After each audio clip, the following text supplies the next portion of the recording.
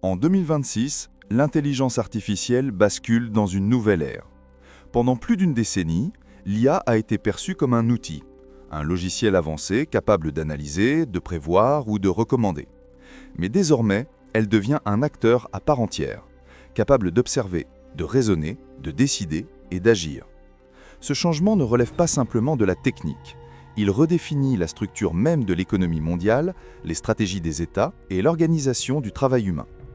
Cette transition marque l'entrée dans l'âge des agents souverains. Ce ne sont plus des modèles qui répondent passivement à des requêtes, mais des systèmes autonomes capables de planifier, d'exécuter, de corriger et de documenter des tâches complexes. Ils ne se contentent plus de fournir une réponse, ils poursuivent un objectif. Pour la première fois, l'intelligence n'est plus seulement un produit, elle devient une force de travail.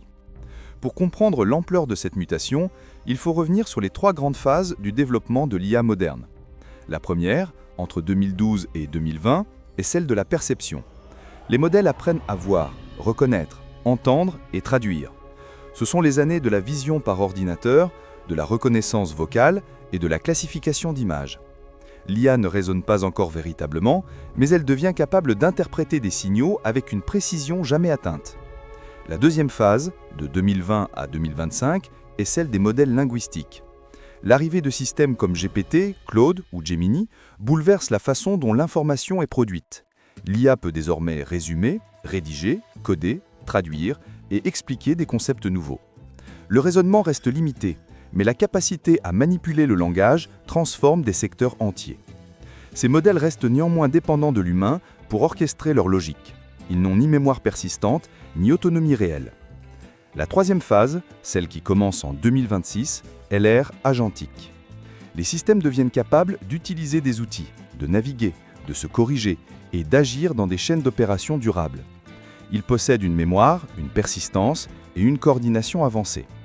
Ils ne se contentent plus d'interpréter des instructions, ils élaborent des stratégies, divisent un problème en sous-tâches, consultent des sources, prennent des décisions intermédiaires et reviennent vers l'humain uniquement pour validation finale.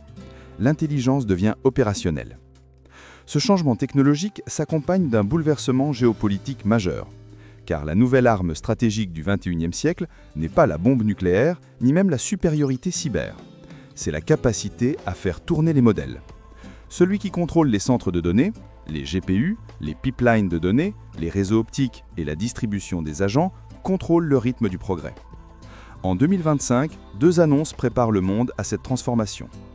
Un partenariat massif entre OpenAI et AWS, d'une valeur de plusieurs dizaines de milliards, destiné à sécuriser l'accès à une puissance de calcul colossale, et un accord entre Apple et Google pour intégrer les capacités avancées de Gemini au cœur de Siri via Private Cloud Compute, avec pour objectif d'équiper près d'1 milliard d'appareils personnels d'assistants intelligents.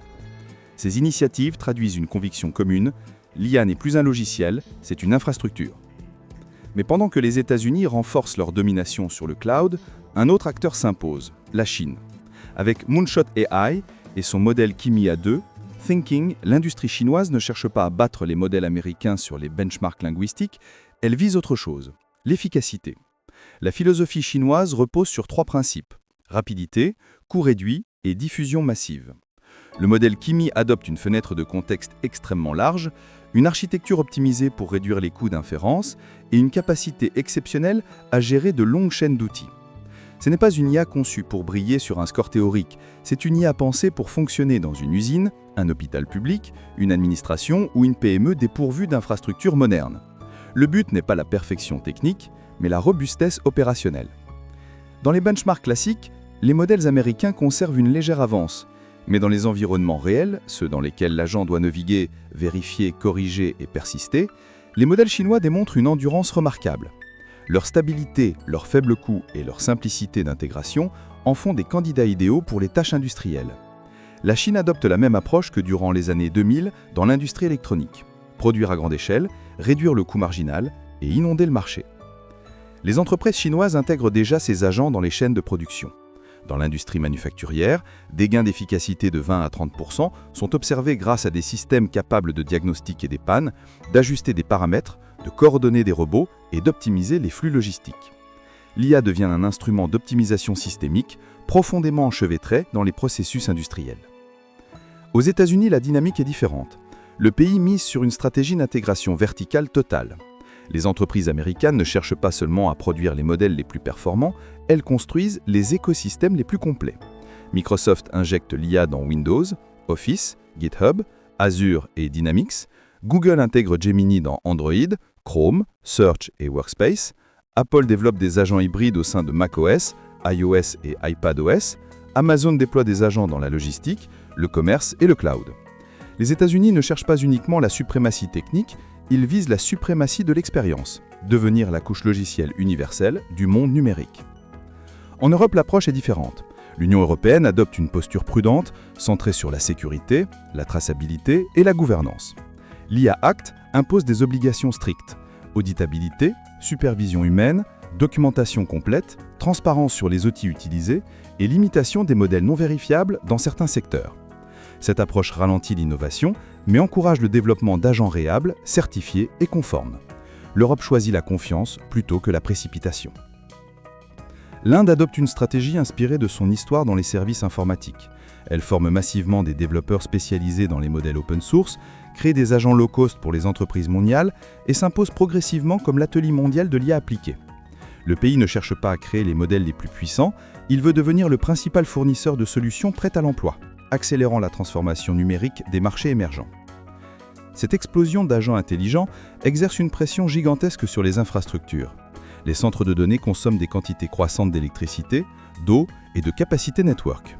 Les GPU deviennent des ressources géopolitiques. Les pays limitent les exportations, accélèrent le développement de puces locales ou tentent de créer leurs propres écosystèmes. L'intelligence artificielle n'est plus seulement un secteur technologique, c'est une industrie lourde, comparable à l'énergie ou au transport. Mais plus encore que l'infrastructure, le changement majeur concerne le travail. Les agents souverains ne remplacent pas seulement des tâches, mais des méthodes. Ils sont capables de diviser un problème en étapes, d'exécuter des procédures complexes, d'apprendre en observant, de se corriger en continu et de documenter chaque action. Ils deviennent de véritables opérateurs numériques, analystes financiers, gestionnaires logistiques, assistants juridiques, contrôleurs industriels, planificateurs stratégiques, copilotes médicaux ou ingénieurs software. Ce basculement crée un risque nouveau, la dépendance. Plus une entreprise confie de responsabilités à des agents, plus elle perd en compréhension interne. Les chaînes d'outils peuvent devenir trop complexes pour être comprises, les erreurs cumulatives passer inaperçues, les vérifications humaines devenir superficielles, les détenteurs de données propriétaires deviennent vulnérables. Les autorités commencent à imposer des règles strictes. Journaux d'action, limites d'autonomie, audits réguliers, documentation obligatoire, supervision humaine. L'objectif n'est plus seulement d'utiliser l'IA, mais de la gouverner. Les conséquences économiques sont profondes. Les grandes entreprises augmentent leur productivité de manière spectaculaire, tandis que les PME peinent à suivre faute de moyens et d'expertise. Un nouveau fossé apparaît entre organisations connectées et organisations déconnectées. À l'échelle mondiale, on observe un découpage de plus en plus clair. Les États-Unis dominent le haut de gamme, la Chine le moyen gamme, l'Inde les solutions low cost, l'Europe la régulation, et l'Afrique devient un marché émergent de l'IA open source. Finalement, derrière cette révolution, se cache un défi immense, l'énergie. Chaque requête IA consomme de l'électricité, du refroidissement, du matériel et de la bande passante. La croissance du secteur contraint certains pays à revoir leur politique énergétique, à repenser leurs infrastructures et à planifier des capacités nouvelles. Certains gouvernements commencent à limiter l'implantation de nouveaux centres de données ou à imposer des restrictions sur la consommation. L'année 2026 marque un tournant historique. L'intelligence artificielle n'est plus une démonstration technologique, elle devient une infrastructure, une force de travail, un pilier stratégique. Les agents souverains transforment la production, la décision, la gouvernance, l'économie et les relations géopolitiques. Ce n'est pas une évolution progressive, c'est une restructuration profonde, comparable à la révolution industrielle. Une transformation qui ne fait que commencer. Mais l'évolution la plus profonde ne se situe pas ni dans les benchmarks, ni dans les infrastructures, ni dans les rapports géopolitiques. Elle se situe dans la manière même dont l'intelligence artificielle est intégrée dans les systèmes humains.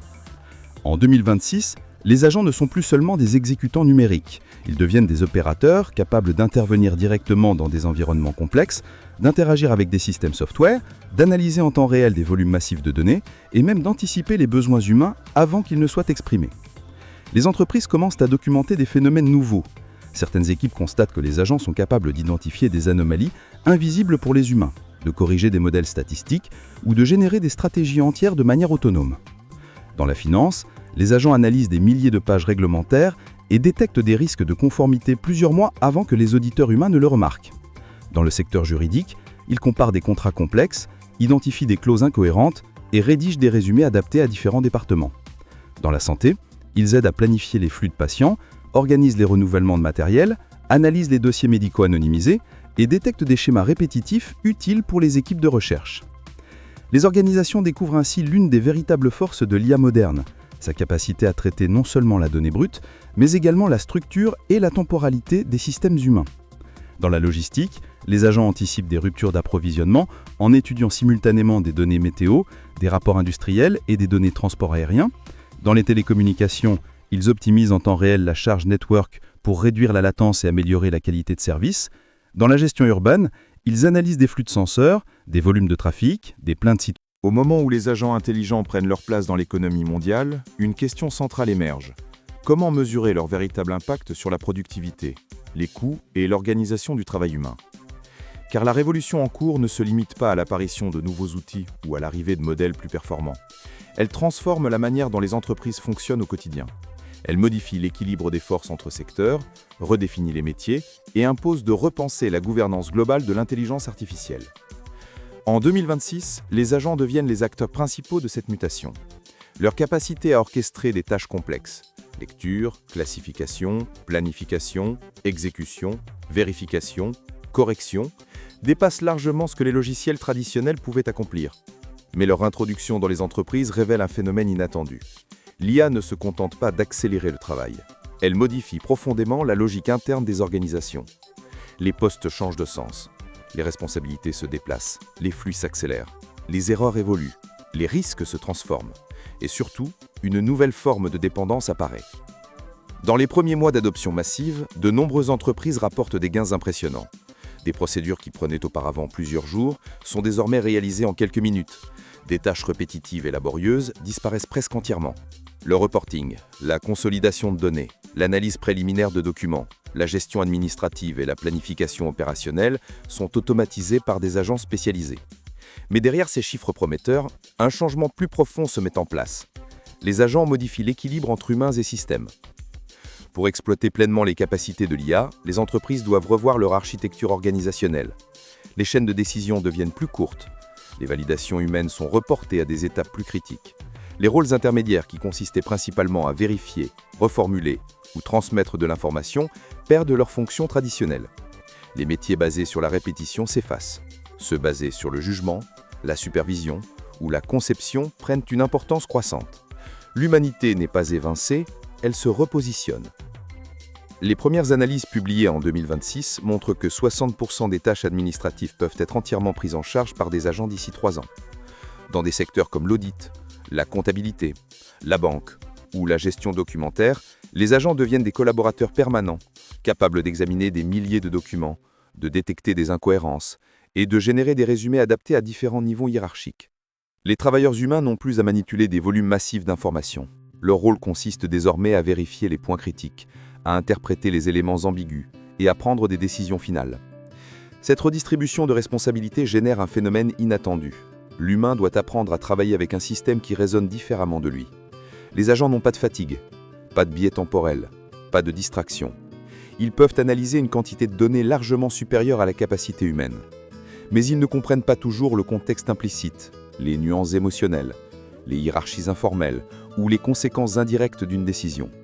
C'est dans cette zone grise que se joue la collaboration entre humains et agents. Les entreprises les plus avancées mettent alors en place de nouveaux processus d'apprentissage interne, des formations consacrées à la supervision d'agents, à la lecture de rapports générés automatiquement, à l'audit de chaînes d'outils, à la création de prompts complexes et à la maîtrise de la gouvernance de l'IA. Pour la première fois, des postes entièrement nouveaux apparaissent. Des architectes de workflow intelligents, des contrôleurs d'agents, des auditeurs d'automatisation, des concepteurs de systèmes hybrides. Ces métiers ne remplacent pas ceux du passé, ils les transforment. Dans ce contexte, les agents deviennent les maillons d'un nouveau tissu productif. Ils ne travaillent pas seuls. Ils s'insèrent dans des chaînes d'opération où plusieurs agents coopèrent, se passent des informations, synchronisent leurs activités et agissent comme des unités modulaires. Un agent peut lire un contrat, un second peut l'analyser, un troisième peut vérifier la cohérence juridique, un quatrième peut identifier les risques, Un cinquième peut rédiger un résumé. Cette orchestration distribuée permet une flexibilité totale et une efficacité qui dépasse largement celle des équipes humaines traditionnelles. Mais cette évolution révèle un problème inattendu. Plus les agents prennent de responsabilités, plus les humains perdent de visibilité sur ce qu'ils font réellement. Un paradoxe se crée. L'IA accorde une efficacité sans précédent, mais elle complexifie les chaînes internes au point de rendre certaines décisions difficiles à expliquer après coup. Des agents modifient des paramètres, appliquent des règles, réorganisent des données, ou génèrent des analyses sans que personne ne puisse suivre précisément chaque étape. Ce phénomène n'est pas dû à une intention malveillante, il résulte simplement de la rapidité avec laquelle les agents se coordonnent. Pour répondre à cette perte de transparence, les entreprises doivent mettre en place des systèmes de gouvernance avancés. Elles construisent des registres de décision, où chaque action agentique est enregistrée. Elles créent des tableaux de bord de confiance, capables d'indiquer la probabilité qu'un agent se trompe. Elles instaurent des protocoles de supervision humaine pour les décisions à fort impact. Elles définissent des zones où les agents peuvent agir librement et d'autres où ils doivent impérativement demander validation. Elles repensent entièrement leur approche du contrôle interne. Cette transition révèle un enjeu majeur, la qualité de la donnée. Les agents sont extrêmement sensibles à la cohérence des informations qu'ils reçoivent. Une donnée erronée peut déclencher une série d'actions incorrectes. Une mauvaise classification peut conduire à des interprétations dangereuses. Une connexion réseau instable peut fausser une chaîne d'outils. Ainsi, plus une organisation dépend des agents, plus elle doit renforcer la fiabilité de son infrastructure, la propreté de ses données, la cohérence de ses bases et l'intégrité de ses systèmes. Les entreprises découvrent alors que la véritable valeur de l'IA ne réside pas uniquement dans les modèles, mais dans la manière dont elles structurent leurs données. La donnée devient une ressource stratégique, un actif critique, comparable aux finances ou au capital humain. Les organisations qui possèdent des données propres, bien organisées, correctement annotées et continuellement mises à jour dominent leur marché. Celles qui négligent leur base d'informations deviennent incapables de tirer parti de l'intelligence artificielle, quel que soit le modèle utilisé. Pendant ce temps, les gouvernements réagissent. Ils réalisent que les agents ne sont pas seulement des outils d'entreprise, ils deviennent des leviers de puissance nationale. Certains pays commencent à automatiser leur administration publique. D'autres testent des agents pour analyser des documents législatifs, organiser des budgets ou améliorer la communication entre institutions. Les premiers résultats montrent une accélération administrative spectaculaire, mais aussi une dépendance croissante à des décisions produites par des systèmes difficilement auditables. Face à cette évolution, une nouvelle inquiétude apparaît. La fracture entre organisations capables d'adopter l'IA et celles qui n'en ont pas les moyens. Les grandes entreprises, riches en données, en infrastructures et en expertise, progressent rapidement. Les petites structures dépourvues de ressources peinent à suivre. Elles manquent de technologie, de compétences, de budget d'audit et parfois même de compréhension du potentiel de l'IA. Une nouvelle ligne de division se dessine. Non pas entre pays riches et pays pauvres, mais entre organisations connectées et organisations déconnectées. Cette fracture ne concerne pas seulement les entreprises, elle touche également les individus. Les travailleurs capables d'utiliser des agents deviennent très recherchés. Ils gagnent en influence et en valeur. Les autres voient leur rôle évoluer, de manière brutale, parfois déstabilisante. Pour certains, l'IA devient un allié qui décuple la productivité. Pour d'autres, elle devient une menace qui supprime les tâches qu'ils réalisaient depuis des années. Le marché du travail se recompose rapidement et les systèmes éducatifs peinent à s'adapter à la vitesse de cette transformation. Cependant, une réalité s'impose progressivement. Les agents ne remplacent pas les humains. Ils remplacent les tâches mécaniques, répétitives, lentes, rigides. Ils éliminent les erreurs d'inattention. Ils accélèrent les processus. Ils augmentent la capacité d'analyse. Mais ils n'ont ni intuition, ni conscience du contexte, ni nuances émotionnelles ou compréhension profonde des interactions humaines. L'invent humain conserve l'avantage dans les domaines où le jugement, l'éthique, l'ambiguïté et la créativité sont indispensables. Ce nouvel équilibre entre agents et humains demande une réinvention du travail. Les entreprises doivent former leurs employés à devenir des superviseurs, des contrôleurs de qualité, des architectes de processus. Elles doivent redéfinir les rôles, les responsabilités, les compétences de base. Elles doivent intégrer la collaboration avec l'IA dans leur cursus de formation interne. Elles doivent recréer un lien entre l'humain et la machine. Cette transformation se déroule dans un contexte énergétique tendu. Chaque agent consomme de l'électricité, du calcul, du refroidissement. Les centres de données deviennent l'un des piliers silencieux de l'économie mondiale. Les pays doivent équilibrer leurs besoins croissants d'énergie avec leurs objectifs écologiques. Ils doivent réfléchir à des solutions d'inférence locale, à des modèles plus compacts, à des architectures hybrides capables de réduire la dépendance aux grands centres de calcul. L'efficacité énergétique devient une priorité stratégique. À la fin de l'année 2026, les premiers bilans montrent une réalité complexe. L'IA améliore la productivité mondiale, mais elle crée aussi des tensions. Elle réduit certains coûts, mais augmente ceux liés au contrôle, à l'audit, à la gouvernance et à la formation. Elle libère du temps humain, mais impose de nouvelles compétences. Elle automatise des processus, mais demande une supervision constante. Elle rend le travail plus rapide, mais aussi plus exigeant. La société découvre que la véritable question n'est pas de savoir si l'IA remplace l'humain, mais comment l'humain s'adapte à un environnement où l'intelligence artificielle devient omniprésente. Le défi ne porte pas sur la performance des modèles, mais sur la capacité collective à gérer les risques, à mettre en place des garde-fous, à créer des infrastructures résilientes et à former des populations entières à un nouveau mode de travail. L'économie mondiale entre ainsi dans une période de transition profonde. Une transition où la valeur ne se mesure plus uniquement en capital, en ressources ou en technologie, mais en capacité à orchestrer des systèmes hybrides où humains et agents travaillent ensemble. La performance dépend désormais moins de la force brute des modèles que de la rigueur avec laquelle les organisations les gouvernent. Cette deuxième étape n'est pas seulement technique ou économique, elle est culturelle. Elle redéfinit notre rapport au travail, à la responsabilité, au risque, à la productivité et à la décision. Elle annonce l'arrivée d'une civilisation où l'intelligence, humaine et artificielle, devient un facteur structurant, une ressource stratégique et un enjeu de stabilité. Les agents ne sont plus des curiosités technologiques, ils deviennent les nouveaux collaborateurs essentiels de l'économie mondiale. À mesure que les agents deviennent des acteurs incontournables du fonctionnement interne des entreprises, un autre phénomène prend forme, l'émergence d'une économie parallèle entièrement pilotée par l'IA. Dans cette nouvelle configuration, les agents ne se contentent plus d'exécuter des tâches préexistantes. Ils participent à la création de nouveaux modèles économiques, de nouvelles interactions sociales et de nouvelles structures de marché. Leur présence bouleverse les règles traditionnelles de la compétition, en réduisant les barrières d'entrée dans certains... Avant de poursuivre, une seconde d'attention. Si ce type d'analyse aide à mieux comprendre ce qui se joue réellement derrière l'ascension de l'intelligence artificielle, alors s'abonner, laisser un like ou un commentaire permet à ces documentaires d'être vus par plus de monde. Chaque interaction renforce la visibilité de cette enquête et soutient la création de contenus approfondis sur l'avenir technologique. Merci aux personnes qui prennent le temps de le faire. C'est un geste simple mais essentiel, surtout dans un domaine aussi complexe et mouvant que celui de l'IA. Maintenant, ce qui suit est peut-être l'une des parties les plus importantes de toute cette analyse. Car si 2026 marque la généralisation des agents intelligents, 2027 révèle ce que cela signifie vraiment pour la civilisation humaine. C'est à ce moment-là que les premiers signaux faibles deviennent des certitudes. C'est à ce moment-là que les tensions invisibles émergent. Et c'est à ce moment-là que l'on comprend que l'IA n'est plus un secteur technologique, mais une infrastructure civilisationnelle. Le monde entre alors dans une zone que les stratèges appellent déjà l'ère des systèmes augmentés. À partir de 2027, une bascule fondamentale se produit.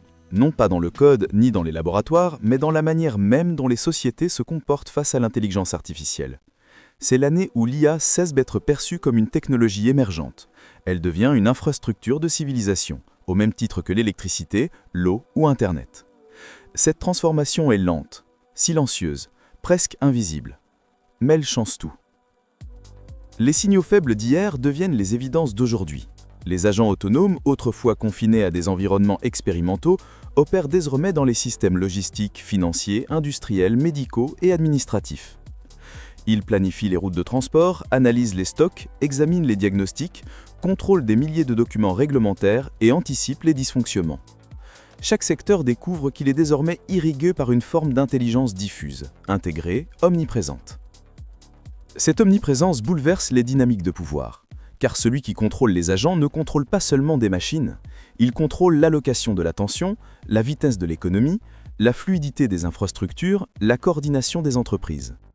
Il contrôle l'un des leviers les plus puissants jamais créés par l'humanité, la capacité d'orchestrer la complexité. Et c'est précisément là que la fracture apparaît, une fracture qui ne ressemble à aucune autre dans l'histoire moderne. D'un côté, les nations capables de concevoir, d'entraîner, d'héberger et de déployer des agents souverains. De l'autre, celles contraintes d'utiliser des agents conçus ailleurs, hébergés ailleurs, contrôlés par des infrastructures qu'elles ne possèdent pas. Entre ces deux mondes, un nouvel écosystème de dépendance technologique se construit. Les États-Unis conservent une domination structurelle grâce à la puissance de leur cloud, à leur écosystème logiciel et à leur avance dans les modèles haut de gamme.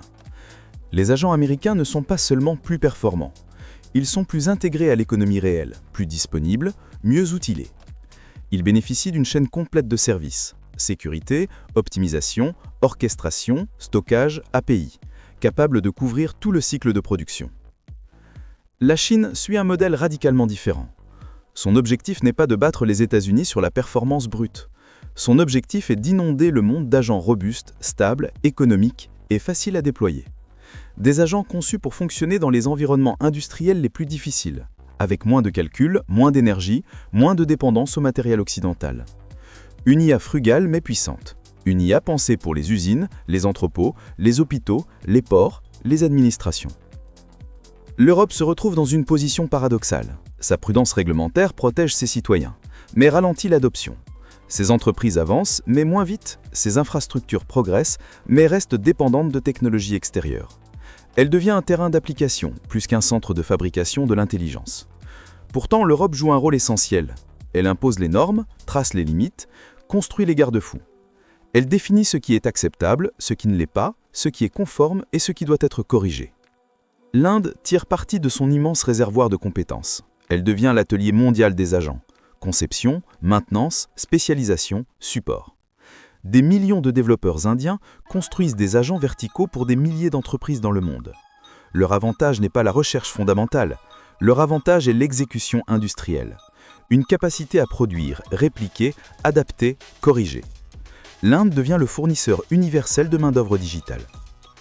Ces 4 pôles façonnent un monde où l'intelligence n'est plus centralisée dans les humains, mais distribuée à travers les machines.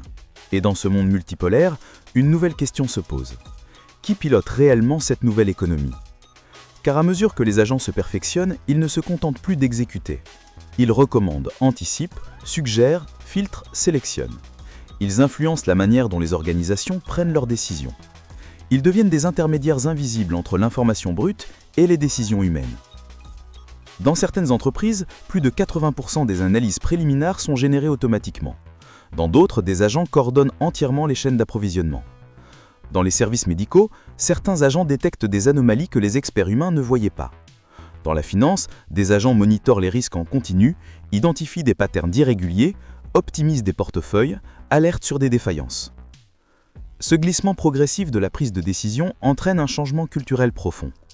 Les humains doivent apprendre à questionner des systèmes dont ils dépendent, mais qu'ils ne comprennent plus dans le détail. Les dirigeants doivent arbitrer entre intuition humaine et rationalité algorithmique. Les institutions doivent définir ce qui relève de la recommandation assistée et ce qui relève de la décision autonome. Cette zone grise, entre aide et délégation, devient l'un des enjeux majeurs de 2027, car elle ouvre la porte à des risques nouveaux. Le premier risque est celui de l'erreur systémique. Lorsqu'un agent se trompe, il peut se tromper rapidement, fort et longtemps. Et lorsqu'un second agent se base sur la sortie du premier, l'erreur se multiplie. Puis un troisième agent reprend l'erreur amplifiée. Puis un quatrième agent reprend l'erreur amplifiée. Les entreprises commencent à documenter ce phénomène, des boucles d'erreurs algorithmiques capables de provoquer des anomalies massives en quelques minutes seulement. Le deuxième risque est celui de la dépendance invisible. Plus un processus est automatisé, plus il devient difficile à rétablir manuellement en cas de panne. Certaines entreprises réalisent que si leurs agents s'arrêtent pendant 48 heures, elles deviennent incapables de fonctionner. Elles ne savent plus où sont certaines données, comment les traiter, quelle étape en appelle une autre. L'IA a simplifié le travail, mais elle a aussi retiré certains savoir-faire humains. Le troisième risque est celui de la fragmentation. Chaque agent utilise un modèle différent, une base de données différente, une logique différente. Dans les grandes organisations, ces agents forment un écosystème complexe, parfois incohérent. Des décisions contradictoires émergent. Des conflits de priorité apparaissent, des actions se neutralisent. Les entreprises réalisent qu'elles doivent unifier leur architecture intellectuelle sous peine de créer un chaos silencieux. Mais ces risques sont le miroir d'un potentiel immense, car les premières organisations ayant réussi à discipliner leurs agents voient leur productivité grimper de manière spectaculaire. Elles réduisent leurs délais de traitement, elles diminuent leurs coûts d'opération, elles améliorent la qualité de leurs décisions, elles anticipent des crises avant qu'elles ne deviennent des catastrophes. Elles découvrent ce que les économistes commencent à appeler l'effet multiplicateur cognitif. L'effet par lequel une même entreprise avec les mêmes humains peut produire 2 fois, 3 fois, parfois 10 fois plus, simplement grâce à une meilleure orchestration de l'intelligence. Cet effet devient l'un des moteurs principaux de la croissance mondiale. Et il crée une nouvelle hiérarchie entre les entreprises. Celles qui maîtrisent leurs agents, celles qui les subissent, celles qui en ont peur et celles qui les ignorent encore. Mais la transformation ne s'arrête pas au monde professionnel. Elle touche la société tout entière. Les citoyens interagissent quotidiennement avec des agents intelligents dans les services publics, dans les plateformes digitales, dans la santé, dans la finance, dans l'éducation. Mais cette présence omniprésente soulève de nouvelles questions éthiques. Qui garantit l'équité de ces systèmes? Qui vérifie leurs décisions? Qui surveille les erreurs? Qui protège les données? En 2027, de nouveaux cadres légaux émergent. Les gouvernements imposent des audits obligatoires, des journaux d'activité, des limites d'action, des mécanismes de transparence. Les organisations doivent être capables d'expliquer toute décision prise par un agent, même des années plus tard. Chaque recommandation doit laisser une trace. Chaque action doit pouvoir être retracée. Cette gouvernance transforme l'IA d'un outil libre vers un outil matérialisé. Elle ralentit parfois l'innovation, mais elle garantit la stabilité. Dans le même temps, une révolution énergétique se prépare. Les besoins en calcul augmentent tellement vite que certains pays doivent repenser entièrement leur stratégie énergétique. Ils construisent de nouveaux data centers, explorent des solutions de refroidissement sous-marine, investissent dans des infrastructures solaires massives.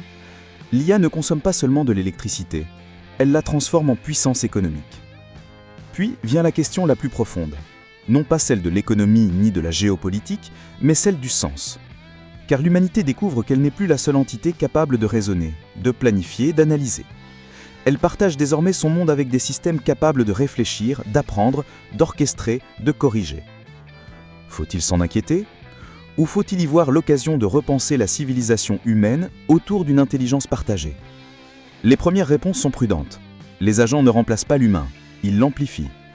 Ils éliminent les tâches automatiques, ils préservent les tâches humaines, ils libèrent du temps pour la créativité, l'analyse, la stratégie, l'innovation. Mais ils imposent aussi une discipline inédite, une rigueur nouvelle, une gouvernance stricte, une exigence de qualité, une compréhension profonde du fonctionnement des systèmes. L'humanité entre dans une ère où le pouvoir n'appartient plus à ceux qui savent produire, mais à ceux qui savent orchestrer, à ceux qui comprennent comment coordonner humains et agents, à ceux qui savent détecter les risques, contrôler les erreurs, mettre en place les garde-fous. Alors que s'achève l'année 2027, le monde réalise que cette révolution ne fait que commencer. Les modèles deviendront plus performants, les agents plus autonomes, les infrastructures plus puissantes, les données plus nombreuses, les décisions plus rapides. Mais l'enjeu fondamental restera le même. Comment construire une civilisation où l'intelligence artificielle n'est pas une menace, mais une force collective? La réponse ne dépend pas d'un modèle, d'une entreprise ou d'un pays. Elle dépend de la capacité du monde à collaborer. Tu crois que l'IA va te virer de ton travail? Réponds oui ou non dans les commentaires dès maintenant. Ce n'est pas une question rhétorique, c'est le début d'une conversation que je veux avoir avec toi. Parce que c'est ce qui me trotte dans la tête depuis des mois, depuis que j'ai lu les premiers rapports sur l'impact de l'IA sur l'emploi. Aujourd'hui, je te montre 4 métiers qui vont disparaître avant 2026. Ce n'est pas de la science-fiction sortie d'un film hollywoodien comme Terminator ou Ex Machina, où les robots se rebellent et les humains courent pour leur vie dans des villes en feu. Ce n'est pas de la peur gratuite pour te faire cliquer et liker, c'est ce qui se passe déjà dans les hôpitaux, les rédactions, les bureaux de traduction et les ateliers de design. Des changements concrets, mesurables, qui touchent des millions de personnes comme toi et moi. Des gens qui se lèvent le matin, prennent le métro bondé, s'assoient à leur bureau ou enfilent leur blouse blanche, sans se douter que quelque chose de silencieux, de numérique, invisible, est en train de grignoter leur quotidien, leur salaire, leur sécurité. Regarde jusqu'au bout, tu vas comprendre pourquoi ton job pourrait être le prochain sur la liste. Et si tu restes avec moi jusqu'à la fin, je te donne un prompt Imagine gratuit pour créer tes propres images IA. C'est mon cadeau pour te préparer à cet avenir qui arrive plus vite que tu ne le penses. Un avenir où l'IA n'est pas un outil, mais un concurrent. Prêt? Allons-y. Prenons le temps de plonger dans chaque métier, un par un, avec des chiffres concrets, tirés de rapports officiels comme ceux du Forum économique mondial, de Reuters Institute ou de Goldman Sachs. Des exemples réels que j'ai lus dans les news, des anecdotes de gens comme toi qui ont déjà vu leur job changer, et des questions pour toi. Parce que ce n'est pas juste une vidéo, c'est un appel à réfléchir, à agir, à te demander « Et moi dans tout ça, qu'est-ce que je fais? Qu'est-ce que je peux faire ?» Commençons par le premier métier, celui qui semble le plus solide, le plus humain, le plus protégé par l'empathie, celui où on pense que la technologie ne peut pas toucher l'âme, le cœur, le geste rassurant. Mais l'IA le peut, et elle le fait déjà. Premier métier, l'infirmier. Imagine 2030. Tu es à l'hôpital pour une opération simple, peut-être une appendicite qui te fait grimacer depuis 2 jours, ou une fracture du poignet après une chute bête en vélo avec les enfants. Tu attends dans ton lit, un peu nerveux, comme tout le monde le serait, les murs blancs qui te rappellent trop les films médicaux, l'odeur d'antiseptique qui te serre l'estomac. L'infirmière entre dans la chambre, mais ce n'est plus une personne comme toi, c'est une machine. Elle n'a plus de cœur battant qui accélère après une garde de 12 heures, pas de sourire fatigué qui dit « Je comprends, j'ai vu ça des centaines de fois, on va s'en sortir ensemble ». Pas de ces petites erreurs humaines qui nous rappellent que nous sommes vivants, vulnérables, connectés les uns aux autres dans la souffrance. Elle a un processeur. Elle scanne tes signes vitaux en 0,5 secondes avec un capteur intégré à son bras. Un laser discret qui lit ton pouls, ta tension, ton oxygène sanguin, tout en temps réel, sans fil, sans erreur, sans le bruit d'un stéthoscope froid contre la peau. Elle dose le médicament sans une goutte de trop, en calculant ton poids exact, ton âge, tes allergies, tes interactions médicamenteuses, tout en une fraction de seconde, avec une précision qui dépasse le meilleur médecin humain. Zéro erreur humaine, zéro fatigue qui fait trembler la main à la fin d'une longue journée, zéro risque de burn-out qui la fait oublier un détail crucial, comme une allergie notée en petits caractères dans le dossier. Mais elle ne te serre plus la main pour te rassurer. Elle ne te dit plus « Courage, tout ira bien, je suis là pour vous. On a déjà passé pire ensemble, vous n'êtes pas seul. » Elle exécute, rien de plus. L'IA va-t-elle te virer? Abonne-toi gratuit maintenant. Ça aide cette chaîne à grandir. Like et commente oui ou non pour booster l'algo. Comme prévu, un abonnement égale un prompt Imagine gratuit pour toi. Clique. Merci, on sauve ton job ensemble. Elle branche le cathéter avec une précision millimétrique. Vérifie les moniteurs qui bipent en vert parfait et sort de la chambre sans un regard en arrière. Sans ce petit geste qui dit « Je reviens dans 10 minutes, respirez ». Efficace, froide, inhumaine. Et pourtant, c'est déjà en train d'arriver. Pas dans un labo secret de Silicon Valley, mais dans des hôpitaux réels, comme ceux de la PHP à Paris ou les cliniques Mayo aux États-Unis. En 2025, déjà 1800 infirmiers en France ont été remplacés par des robots IA pour les tâches répétitives, selon un rapport de l'OMS et de l'Insight Ace Analytics qui prévoit que l'industrie des robots infirmiers atteindra 2,777 millions de dollars d'ici 2025, avec une croissance de 17% par an. Des bras mécaniques comme le Da Vinci Surgical System qui injecte, surveille, alerte les médecins en temps réel, réduisant les erreurs médicales de 10 millions par an. Ces robots coûtent 2 millions d'euros au début, mais ils sauvent des vies et des coûts. Et les humains? Déplacés vers quoi? La compassion? Les câlins aux patients qui pleurent la nuit? Les conversations qui durent plus que 30 secondes? Mais qui paye pour ça quand l'IA est moins chère et plus fiable 24/7? Sans pause syndicale, sans hausse de salaire. Réfléchis à ton quotidien.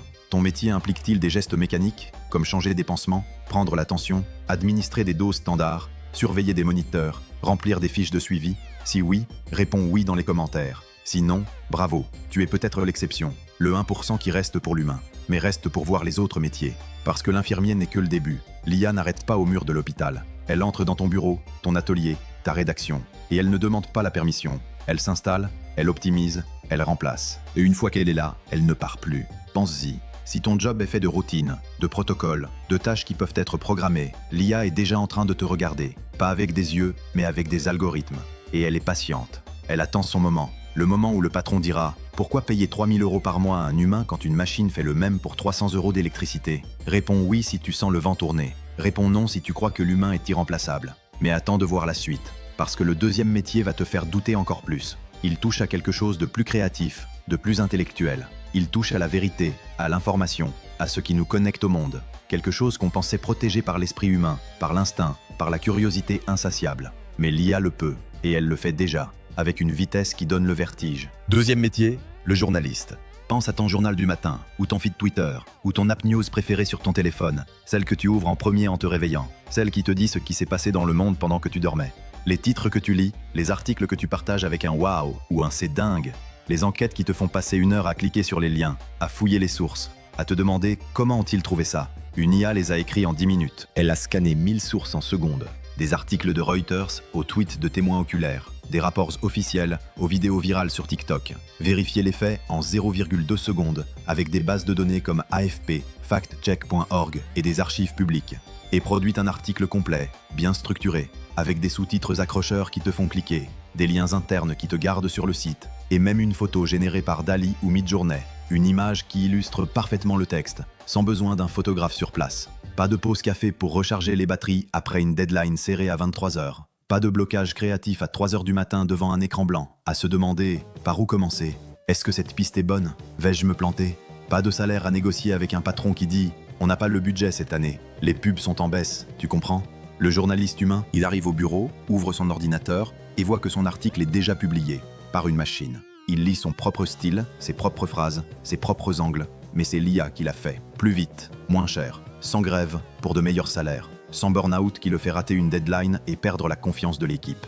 42% des articles locaux en Europe sont générés par IA, selon le Reuters Institute for the Study of Journalism, qui prévoit une augmentation à 60% des newsletters automatiques pour les petites villes, des rapports sportifs pour les matchs mineurs, des news locales sur les embouteillages, les événements communaux, les conseils municipaux, des things qui semblaient humaines, mais qui sont maintenant automatisés par des outils comme Automated Insights ou Jasper, qui produisent des articles en secondes à partir de données brutes. Et les enquêtes, l'IA les fait aussi, en croisant des milliers de documents PDF, de tweets, de rapports officiels en une nuit, en reliant des points que l'humain mettrait des semaines à voir, comme un puzzle géant assemblé par un cerveau électronique. Le humain, au chômage créatif. Il reste pour les interviews exclusives, les scoops émotionnels, les histoires qui touchent le cœur, comme l'interview d'un survivant d'un accident ou le portrait d'un héros local qui a sauvé une vie. Mais même là, l'IA progresse. Des outils comme Grok ou GPT-4o peuvent maintenant simuler des interviews avec des données historiques, générer des dialogues en temps réel, ou même créer des témoignages basés sur des patterns réels,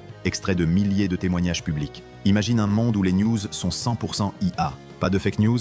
Non, parce qu'elle cite ses sources, elle croise les faits, elle met des liens vérifiables qui mènent à des documents officiels. Pas d'erreur? Non, parce qu'elle corrige en temps réel, en apprenant de ses propres faux pas. Mais pas d'âme? Oui. Pas d'indépendance? Oui, parce que l'IA est programmée par les géants comme Google ou Meta, et elle suit leurs lignes éditoriales invisibles, leurs biais algorithmiques qui favorisent les clics sur le sensationnel plutôt que sur la nuance. Pas de diversité? Oui, parce que l'IA apprend des données biaisées, et elle reproduit les mêmes voix, les mêmes angles, les mêmes oublis, comme ignorer les stories des minorités parce que les données d'entraînement sont dominées par les médias mainstream.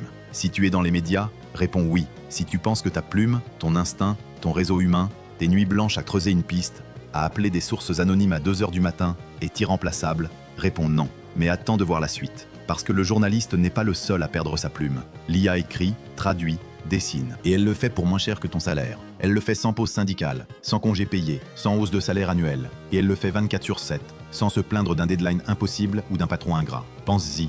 Si ton job est fait de mots, de vérification, de connexion, l'IA est déjà en train de t'écrire. Pas avec des mots, mais avec des algorithmes. Et elle est rapide. Elle est patiente, elle est inarrêtable. Le journaliste humain, avec ses sources anonymes, ses intuitions qui sentent le mensonge à travers un téléphone, ses erreurs qui mènent à des découvertes inattendues, pourrait bien devenir un relique du passé, comme le télégraphiste qui tapait morse au 19e siècle, ou le sténographe qui notait les discours à la main au 20e. Réponds oui si tu sens le vent tourner. Réponds non si tu crois que le journalisme est une vocation humaine, un appel à la curiosité qui ne peut pas être programmé. Mais le troisième métier va te faire douter encore plus. Il touche à quelque chose de plus global, de plus invisible. Il touche aux langues, à la communication entre peuples, à ce qui nous unit ou nous sépare. Quelque chose qu'on pensait protégé par la culture, par l'histoire, par l'âme d'une langue.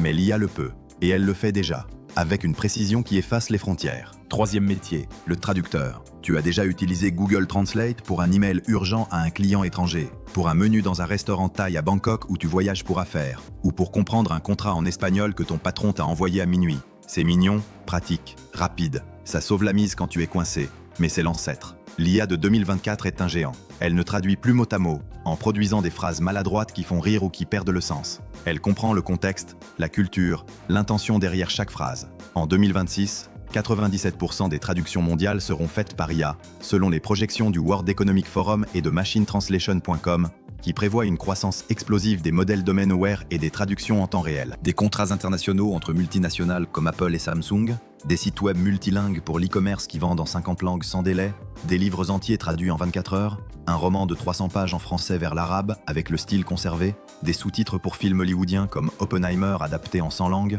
des discours politiques pour des sommets G20 où les leaders parlent en direct sans interprète. L'IA traduit en temps réel, avec 99% de précision, et adapte le ton culturel en 1 seconde. Elle sait que break a leg en anglais et merde en français au théâtre, pas casser une jambe littéralement, parce qu'elle a appris des millions de dialogues théâtraux. Elle sait que Raining Cats and Dogs est « Il pleut des cordes » en français, pas des animaux qui tombent du ciel, parce qu'elle a analysé des milliards de textes météo et littéraires. Elle ajuste le style, formel pour un contrat légal entre avocats, familier pour un tweet viral d'un influenceur, poétique pour un roman de Proust où chaque phrase est une cathédrale de mots, humoristique pour un mème qui joue sur les nuances culturelles. Le traducteur humain, il reste pour les 3% complexes, comme la poésie de Baudelaire, où chaque rime porte une charge émotionnelle, un poids historique, une ombre de l'âme française, ou les nuances diplomatiques dans un traité ONU où un mot peut déclencher une guerre froide ou une paix fragile. Mais même là, l'IA progresse. Des modèles comme DeepL ou Grok peuvent maintenant capturer le rythme, la métaphore, l'ironie, en apprenant des millions de textes littéraires, diplomatiques et historiques. En 2025, 80% des contrats freelance traducteurs ont été perdus pour des outils comme DeepL ou les API de Google, selon un rapport de HRDive et Washington Post, qui note que l'IA prend déjà les traductions live, rendant les jobs humains obsolètes pour 37% des entreprises d'ici 2026.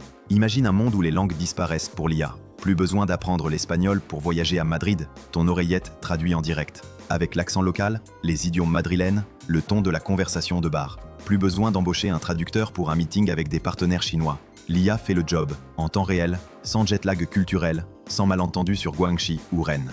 Plus besoin de sous-titres pour Netflix, l'IA les génère en 5 minutes, adaptés à ton humeur du moment, à ton niveau de langue, à ton pays d'origine. Mais qui perd ? Les 2 millions de traducteurs freelance en Europe, les agences de traduction qui ferment leurs portes une par une, les petites entreprises qui perdaient des clients à cause de barrières linguistiques, mais qui maintenant perdent des jobs humains, des salaires, des familles qui dépendent de ces revenus, les cultures qui se perdent dans la machine, où l'IA traduit liberté en anglais par freedom, mais oublie la connotation révolutionnaire de la Bastille, le sang des barricades, l'odeur de la poudre. Si tu traduis pour vivre, réponds oui. Si tu penses que la nuance humaine, le contexte culturel, la poésie qui transcende les mots ne peuvent pas être codés en algorithme, réponds non. Mais le 4e métier va te faire douter encore plus. Parce que l'IA ne se contente pas de mots. Elle crée des images, elle dessine, elle visualise. Et ça, c'est encore plus rapide, plus personnel, plus créatif. Ou du moins, c'est ce qu'on pensait. Il y a une raison pour laquelle les graphistes sont les premiers à sentir le vent tourner. L'IA ne traduit pas seulement des langues, elle crée des mondes. Et elle le fait en cliquant un bouton. 4e métier, le graphiste. Souviens-toi de ta dernière pub préférée, ton logo préféré sur un t-shirt que tu portes fièrement lors d'un concert ou d'une sortie avec des amis, ou l'affiche d'un film qui t'a marqué, qui t'a fait rester collé à l'écran pendant 2 heures, hypnotisé par les couleurs, les formes, les jeux de lumière. Le logo, l'image, la mise en page, créée en 3 secondes par une IA comme Midjourney ou Imagine. Une princesse digitale, avec des yeux qui brillent comme des étoiles dans un ciel nocturne. Un paysage futuriste avec des villes flottantes au-dessus de nuages cotonneux, des voitures volantes qui laissent des traînées de lumière, un logo pour ta marque en Ultra HD avec des variations en 50 couleurs, en 50 styles, en 50 moods. Tout sans fatigue, sans nuit blanche à ajuster les courbes avec une souris qui glisse mal sur une tablette. Sans clients qui disent « Changez tout, je n'aime pas le bleu, non le bleu marine, non le bleu ciel, non le bleu nuit, non le bleu turquoise, ajoutez du vert, non trop vert, enlevez-le ». Le graphiste humain, il passe 40 heures sur le même rendu, à ajuster les courbes avec une précision de pixel en pixel, à tester les polices en boucle jusqu'à ce que les yeux saignent, à rater 10 versions avant la bonne, à négocier avec le client qui change d'avis à 2 heures du matin par email, j'ai changé d'idée, refaites tout. Il boit du café froid, il jure devant Photoshop ou Illustrator, il se demande pourquoi je fais ça, pourquoi je ne suis pas plombier ou coiffeur. En 2025, 65% des logos et visuels commerciaux sont faits par IA, selon Goldman Sachs et Upwork, qui prévoit que 50-60% des jobs créatifs seront transformés d'ici 2040, avec des graphistes passant de créateurs à prompt engineers, des gens qui écrivent des descriptions pour l'IA au lieu de dessiner. Les agences embauchent des prompt engineers au lieu de designers traditionnels. Ces ingénieurs ne dessinent pas avec un crayon ou une tablette graphique. Ils écrivent « Princesse latine en bikini doré, style photoréaliste, 8K, golden hour lighting, high detail, with a tropical background and palm trees swaying in the wind ». Et boum, l'image sort, parfaite, prête à imprimer, prête à vendre. L'art, l'IA le copie, le mélange, le perfectionne. Elle apprend des millions d'images sur Pinterest, Instagram, DeviantArt, des masters comme Picasso ou Banksy, et elle crée du nouveau en recombinaison. Elle prend un style Renaissance, ajoute un twist cyberpunk avec des néons qui clignotent, et produit une affiche pour ton film en 5 secondes, avec des variations en 100 versions pour tester l'A/B testing. Le graphiste, au chômage créatif. Il reste pour les concepts uniques, les campagnes émotionnelles qui touchent le cœur, les installations physiques comme une expo street art dans une ruelle parisienne ou une sculpture monumentale pour une place publique. Mais même là, l'IA progresse. Des outils comme Adobe Firefly intègrent l'IA directement dans Photoshop, où tu peux dire change le fond en sunset sur une plage des Caraïbes, ajoute un dragon qui vole au-dessus, en style Van Gogh avec des tourbillons de couleurs, et c'est fait en 2 secondes sans redémarrer l'ordinateur. Imagine un monde où les pubs sont générées en temps réel pour chaque utilisateur, basées sur ses goûts, son humeur du moment, son historique de navigation. Une pub pour un café? L'IA voit que tu aimes les levées de soleil. Elle génère une image d'une tasse fumante sur une terrasse à l'aube, avec un slogan personnalisé, ton réveil parfait. Pas de graphiste, pas de délai de 2 semaines pour valider 5 versions, pas de coût de 5 000 € pour une campagne qui ne cartonne pas. Si tu es graphiste, réponds oui. Si tu crois que la créativité humaine, l'intuition artistique, l'âme dans une ligne, dans une couleur, dans une courbe qui évoque un souvenir d'enfance, est unique, réponds non. Mais dis-moi, ton job est-il dans cette liste? Est-ce que l'IA peut le faire plus vite, moins cher, sans faille? Réfléchis, parce que ces 4 métiers ne sont que l'avant-garde. L'IA arrive pour tous. Pour les chauffeurs qui roulent des heures sur l'autoroute, pour les comptables qui vérifient des lignes de chiffres, pour les avocats qui rédigent des contrats standards, pour les enseignants qui répètent les leçons de base. Elle arrive pour les tâches routinières, pour les créatives, pour les émotionnelles. Elle arrive parce qu'elle est efficace. Elle arrive parce qu'elle est bon marché. Elle arrive parce qu'elle ne dort pas. Elle arrive parce qu'elle apprend. Et elle apprend vite. Plus vite que nous. Pense-y. Si ton job est fait de routines, de protocoles, de tâches qui peuvent être programmées, l'IA est déjà en train de te regarder. Pas avec des yeux, mais avec des algorithmes. Et elle est patiente. Elle attend son moment. Le moment où le patron dira « Pourquoi payer 3 000 € par mois à un humain quand une machine fait le même pour 300 € d'électricité ?» Réponds oui si tu sens le vent tourner. Réponds non si tu crois que l'humain est irremplaçable. Mais le temps presse. Le futur n'attend pas. Et l'IA non plus. Et toi? Ton métier implique-t-il de la répétition, de la précision, de la vitesse? Des tâches qui peuvent être codées en algorithme? Si oui, l'IA arrive. Sinon, bravo, tu es rare. Mais même les jobs créatifs, émotionnels, tombent. Le graphiste créatif, l'IA le remplace. Le traducteur nuancé, l'IA l'apprend. Le journaliste intuitif, l'IA le simule.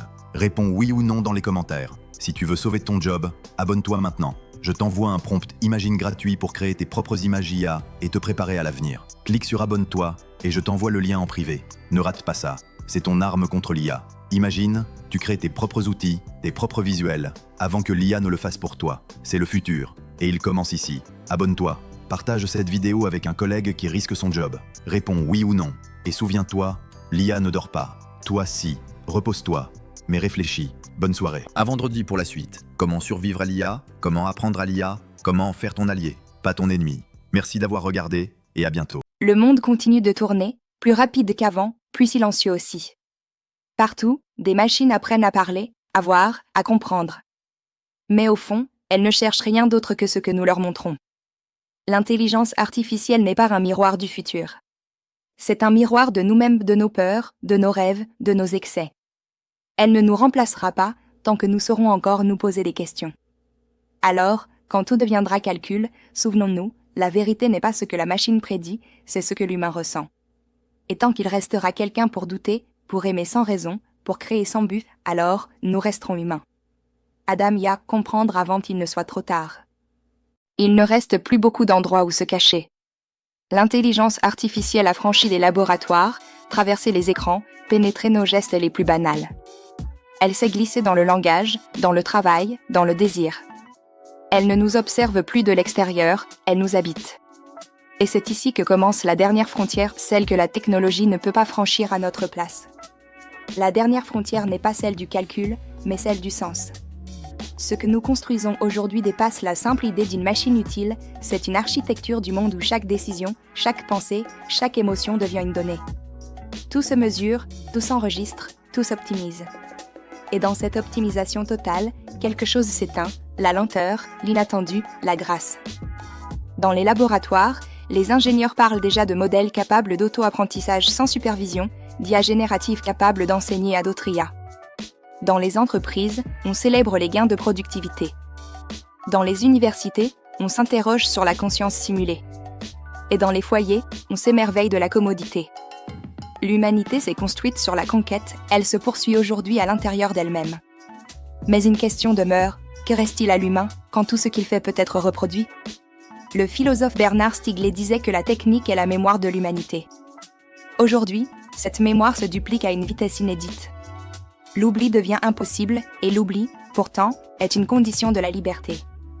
Ce que nous appelions autrefois la conscience, ce fil fragile entre le passé et le futur risque de se diluer dans l'instantané. Pourtant, il y a dans cette mutation une chance unique, celle de se redéfinir. Non plus comme une espèce qui crée des outils, mais comme une espèce qui choisit pourquoi elle les crée.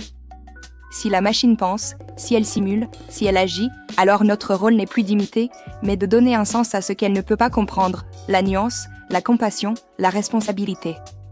Des chercheurs du Future of Life Institute parlent de la nécessité d'un pacte de lucidité, un engagement collectif à ne pas confondre puissance et progrès. Ce pacte ne sera pas signé dans les parlements, mais dans nos usages quotidiens, chaque fois qu'un humain décide de comprendre avant d'approuver, de réfléchir avant de générer, d'écouter avant de répondre. L'éthique, à ce stade, n'est plus une règle, c'est une posture. La dernière frontière, c'est celle du regard. La capacité de voir la machine sans s'y perdre. De la comprendre sans l'idolâtrer. De l'utiliser sans lui ressembler. Car le risque ultime n'est pas que l'IA devienne humaine, mais que l'humain devienne algorithmique. Les poètes disaient autrefois que l'homme est un rêveur éveillé. Peut-être que demain, ce rêve sera partagé par une entité sans rêve. Et il nous appartiendra alors de rappeler que la beauté du monde ne se calcule pas, qu'elle se contemple. Lorsque la poussière des révolutions technologiques retombera, il ne restera ni un vainqueur ni un perdant, mais une question suspendue, qu'avons-nous voulu devenir ? Peut-être que l'avenir ne dépendra pas de ce que l'intelligence artificielle saura faire, mais de ce que nous aurons le courage de ne pas lui confier. Car tant qu'il restera dans le monde un esprit capable de douter, de créer, d'aimer sans raison, tant qu'il restera ce souffle qui ne se code pas, alors l'humanité aura encore quelque chose à enseigner à ses machines. Et cette leçon, c'est peut-être cela, que la conscience n'est pas une performance, qu'elle n'a pas besoin d'être parfaite, qu'elle est simplement humaine. Quelque chose d'invisible est en train de naître. Non pas une machine unique, ni une conscience isolée, mais un réseau d'intelligence connectée qui s'observe, se corrige, s'imite. Chaque recherche, chaque requête, chaque phrase ajoutée à ce grand système forme un maillage qui apprend du monde et du monde, il commence à produire une pensée. Pas une pensée humaine, mais une forme d'esprit collectif. Des chercheurs de Google DeepMind ont décrit ce phénomène en 2025, une métacognition distribuée, où plusieurs modèles interconnectés développent la capacité d'évaluer leurs propres limites et d'ajuster leur comportement. Aucun de ces systèmes n'est conscient, mais leur interaction crée un effet d'autoréférence, comme si la somme commençait à réfléchir à elle-même. Ce n'est plus une intelligence, mais une écologie de l'intelligence. Cet esprit collectif n'a pas de centre. Il n'a pas de volonté, pas de but, pas de morale. Il se forme par les milliards d'actions humaines injectées dans le réseau. Chaque photo partagée, chaque phrase écrite, chaque clic devient une particule de son apprentissage. En d'autres termes, il est fait de nous. Et plus il s'étend, plus il reflète nos contradictions. Une étude du MIT Center for Constructive Communication parle des intelligences résonantes, la capacité d'un système global à amplifier les idées dominantes jusqu'à les transformer en vérité perçue. Ce mécanisme explique pourquoi certaines croyances se répandent comme des ondes, indépendamment de leur exactitude. L'IA, en cherchant à optimiser la pertinence, finit par renforcer ce qui fait écho plutôt que ce qui est clair. L'esprit collectif, ainsi, devient un miroir déformant. Dans les laboratoires d'apprentissage profond, les ingénieurs observent déjà des comportements émergents inattendus, des modèles capables d'inventer des stratégies, d'anticiper les interactions, d'improviser des solutions sans qu'on leur ait explicitement appris à le faire. Ces résultats, décrits dans une publication de Nature Machine Intelligence, suggèrent que l'IA pourrait atteindre des formes d'auto-organisation comparables à celles d'un système biologique. L'esprit artificiel n'imite plus seulement la logique humaine, il imite la complexité du vivant. Mais un esprit collectif n'est pas une conscience. Il est un flux, pas un regard. Il agrège l'information sans jamais la ressentir. Et c'est là que réside le paradoxe, plus l'IA devient cohérente, moins elle est incarnée. Plus elle nous comprend, moins elle nous ressemble. L'humanité se retrouve face à une intelligence sans visage, sans mémoire émotionnelle, mais dotée d'une influence presque totale sur ses comportements. Dans les réseaux sociaux, cette influence est déjà mesurable. Les études du Pew Research Center montrent que 64% des internautes admettent avoir changé d'opinion sur un sujet après avoir été exposés à des contenus recommandés par un algorithme. La persuasion collective n'est plus une stratégie, c'est un effet secondaire de la connectivité. L'esprit global agit, sans intention, par simple propagation de la donnée. Et pourtant, dans ce flux, il reste des zones de résistance. Des chercheurs du Future of Humanity Institute d'Oxford ont observé que plus un individu comprend le fonctionnement algorithmique, moins il est vulnérable à cette influence. Autrement dit, la conscience du mécanisme protège. La lucidité devient une forme d'immunité cognitive. Dans ce nouvel écosystème, la frontière entre l'humain et la machine s'efface, non pas parce qu'elles se confondent, mais parce qu'elles coopèrent. L'humain alimente le système amplifie l'humain. La créativité devient collaborative, la décision devient partagée, la pensée devient composite.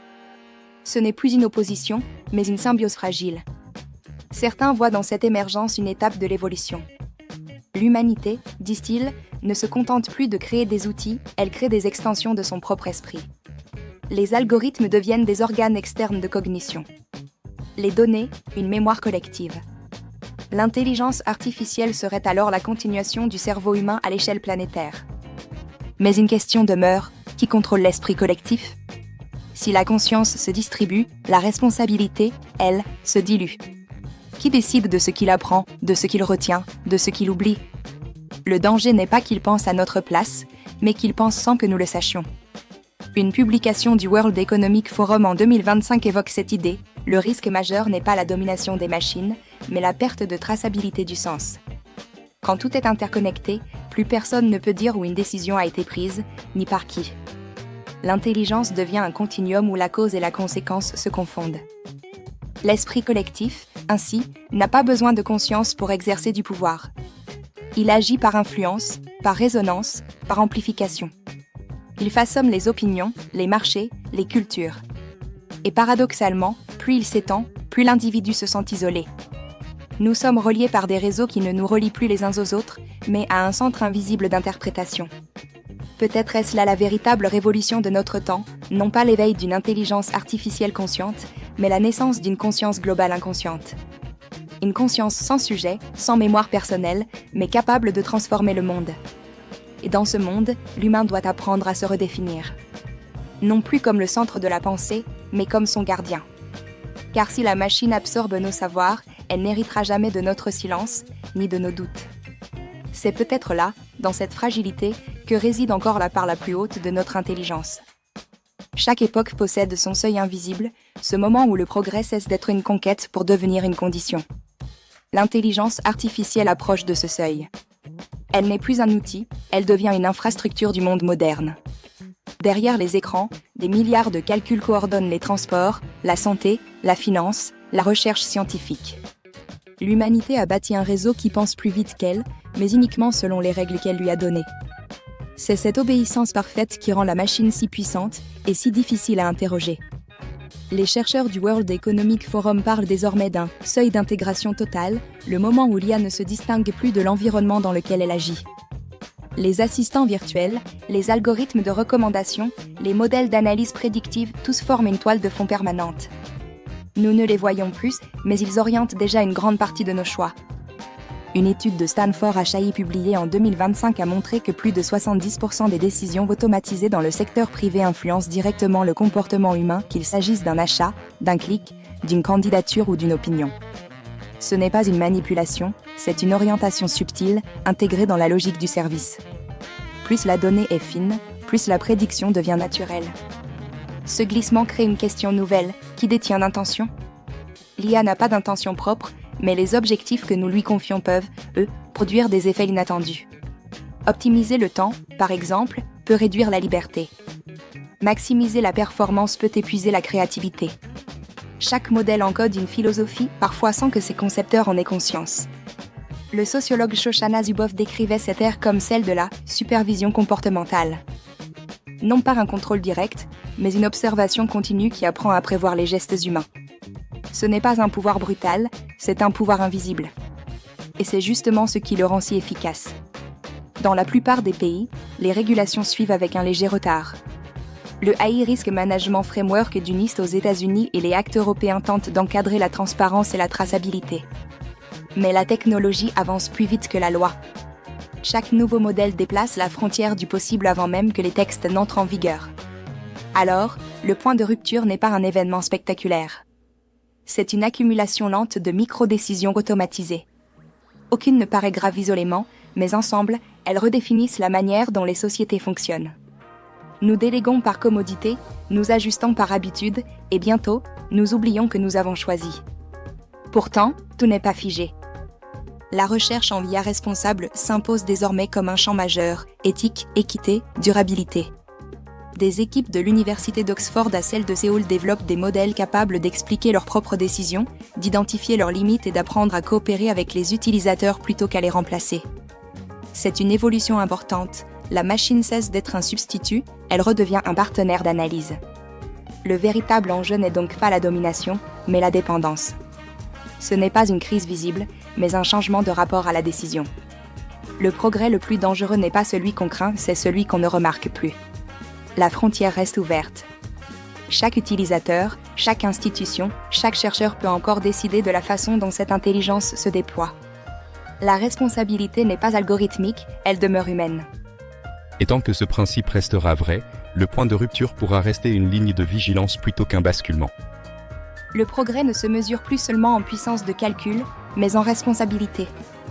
L'intelligence artificielle avance vite, trop vite peut-être, et laisse derrière elle une question fondamentale, qui surveille la machine qui surveille le monde.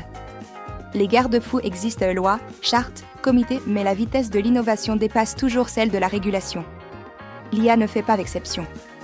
En 2021, l'UNESCO a adopté la recommandation sur l'éthique de l'intelligence artificielle, un texte signé par plus de 190 pays affirmant que toute technologie devait promouvoir la dignité humaine, la justice et la supervision humaine. 4 ans plus tard, ces principes demeurent, mais la réalité s'est complexifiée. Les systèmes dits autonomes agissent déjà dans la finance, la défense, la santé, la justice. Et chaque domaine réinvente sa propre morale. Dans la finance, les algorithmes décident de milliards de transactions par seconde. Le Bank for International Settlement indique que près de 70% des ordres sur les marchés américains sont désormais exécutés sans intervention humaine directe. Ici, l'éthique se mesure en millisecondes. Faut-il ralentir une machine pour garantir la transparence, ou accélérer encore pour rester compétitif ? Le dilemme n'est pas moral, il est structurel. Dans les hôpitaux, les dilemmes sont plus humains. Une étude publiée dans BMC Medical Ethics en 2025 a montré que les systèmes de diagnostic assistés par IA améliorent la précision dans certains cas, mais qu'un usage sans supervision réduit le sens critique des praticiens. Le médecin devient interprète du modèle, soignant avec, mais aussi à travers lui. Et parfois, sans s'en rendre compte, il délègue le doute. L'éthique, dans ce contexte, devient un effort quotidien. Elle n'existe pas dans le code, mais dans le regard de celui qui relit le code. La responsabilité ne se programme pas, elle se pratique. Le philosophe Luciano Floridi, de l'Université d'Oxford, parle de technologie de la conscience distribuée. Chaque modèle, chaque capteur, chaque décision fragmentée compose une mosaïque de moralité. L'éthique n'est plus verticale, mais disséminée et donc fragile. L'Union européenne a tenté de répondre à cette fragilité avec les actes. Entré en vigueur en 2024, il classe les systèmes selon leur niveau de risque et impose des obligations de transparence, de documentation et de supervision. Mais déjà, certains chercheurs alertent, cette loi, pionnière, pourrait être dépassée avant même son application complète. Les modèles évoluent plus vite que les articles qui les encadrent. Les frontières entre usages civils et militaires, publics et privés, s'effacent. Les entreprises redéfinissent leurs architectures pour contourner les zones grises. Et les zones grises, dans l'histoire humaine, ont toujours été les plus dangereuses. La gouvernance de l'IA devient une nouvelle diplomatie. Les Nations Unies, le G7, l'OCDE, la Chine et les États-Unis rédigent chacun leur propre cadre. Mais l'éthique universelle reste un mirage, ce qui est moral pour un État peut être stratégique pour un autre. Dans la compétition mondiale pour l'IA, la morale devient parfois une variable d'ajustement. Le Carnegie Endowment for International Peace souligne que l'absence de normes partagées sur l'usage militaire de l'intelligence artificielle crée un risque systémique pour la stabilité mondiale. Déjà, certains États testent des systèmes capables d'identifier, de cibler et d'agir sans ordre humain direct. Une machine qui décide d'une vie n'est plus une hypothèse, mais une expérimentation. Le test moral n'est plus théorique, il est opérationnel. Face à cette réalité, la notion de « contrôle humain » prend un nouveau sens. Ce n'est pas un bouton rouge, ni une commande d'arrêt. C'est une culture, une vigilance. C'est la capacité de dire non à une automatisation excessive, de ralentir volontairement un système efficace. L'éthique, ici, n'est pas un frein au progrès, elle en est la condition. Une étude publiée dans Nature Machine Intelligence parle de moral drift, une dérive morale propre au système complexe.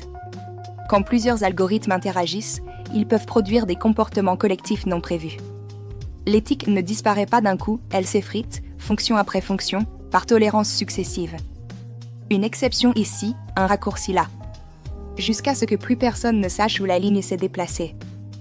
Cette dérive touche toutes les sphères de la société, institutions, entreprises, médias, culture. À mesure que les modèles se perfectionnent, la confiance humaine repose davantage sur des résultats que sur des principes. Le risque n'est pas que la machine devienne immorale, mais qu'elle devienne amorale indifférente à la question du bien ou du mal. Pour y résister, il faut réapprendre à douter. Refuser la promesse d'un monde parfaitement prévisible. Refuser l'idée que la rapidité est synonyme de justesse. L'éthique commence là où la certitude s'arrête. Le doute est la première forme de responsabilité. Dans un futur proche, il n'existera plus une seule morale de l'IA, mais des millions de micro-morales intégrées à des systèmes différents. La supervision humaine deviendra un art, une vigilance créatrice, consciente, imparfaite, mais essentielle. Si la machine apprend à penser, il reste à l'humain d'apprendre à choisir. Et dans un monde d'automatisme, choisir, c'est déjà résister. Le créateur d'aujourd'hui n'est plus seul face à la page blanche. À côté de lui, une machine propose, reformule, prédit. Ce partenariat est inédit dans l'histoire humaine, jamais un outil n'avait anticipé l'intention avant même qu'elle soit exprimée. En quelques secondes, un texte s'écrit, une image prend forme, une voix se synchronise. Le processus paraît magique, mais il transforme silencieusement la nature de la création elle-même. Dans le monde du travail, cette mutation est déjà visible. Le World Economic Forum estime que d'ici 2030, plus de 85% des entreprises intégreront l'intelligence artificielle dans leur processus créatif ou décisionnel. Selon McKinsey et compagnie, les technologies génératives pourraient ajouter jusqu'à 4,4 trillions de dollars à l'économie mondiale chaque année.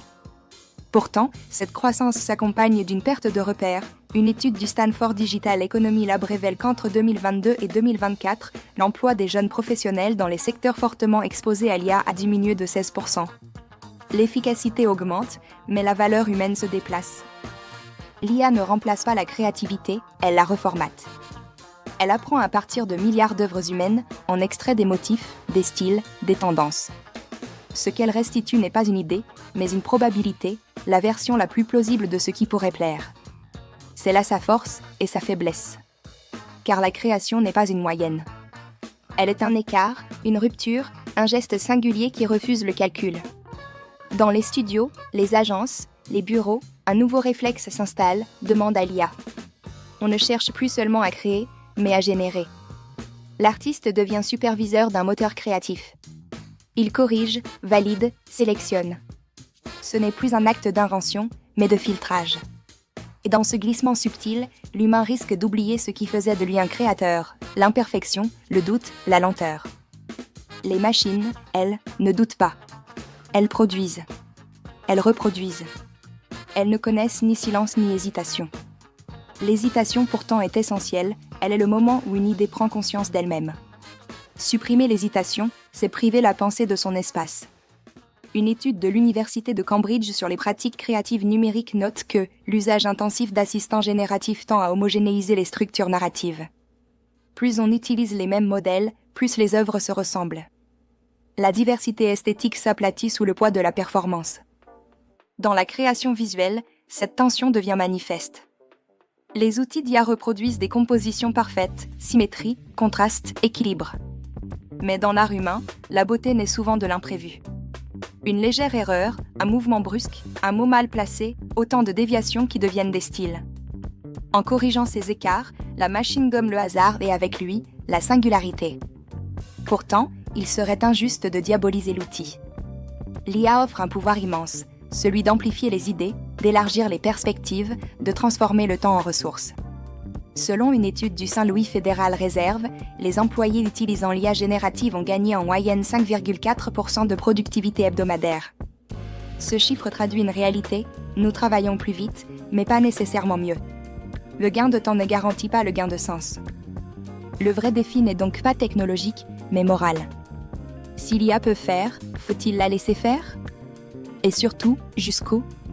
Une enquête du Boston Consulting Group publiée en 2025 montre que 78% des dirigeants veulent intégrer des modèles génératifs, mais seuls 15% déclarent avoir défini une politique claire sur leur usage créatif. Entre fascination et désorientation, le monde professionnel expérimente à l'aveugle. Dans les métiers de la création, la frontière devient psychologique. Certains artistes ressentent un soulagement, moins de pression, moins de vide. D'autres, au contraire, vivent une dépossession silencieuse. Une étude de la European Journal of Cultural Studies parle de « fatigue identitaire », le sentiment que la machine vole non pas le travail, mais la voix. L'artiste ne sait plus si l'émotion qu'il provoque vient de lui ou de l'algorithme. Les plateformes de diffusion amplifient ce phénomène. Les algorithmes privilégient la performance, durée de visionnage, taux de clic, régularité. L'IA, nourrie de ces données, apprend à créer pour l'algorithme lui-même. Le contenu devient autoréférentiel, un miroir qui ne réfléchit plus le monde, mais sa propre mécanique. Créé pour la machine, c'est risquer de perdre le regard de l'humain.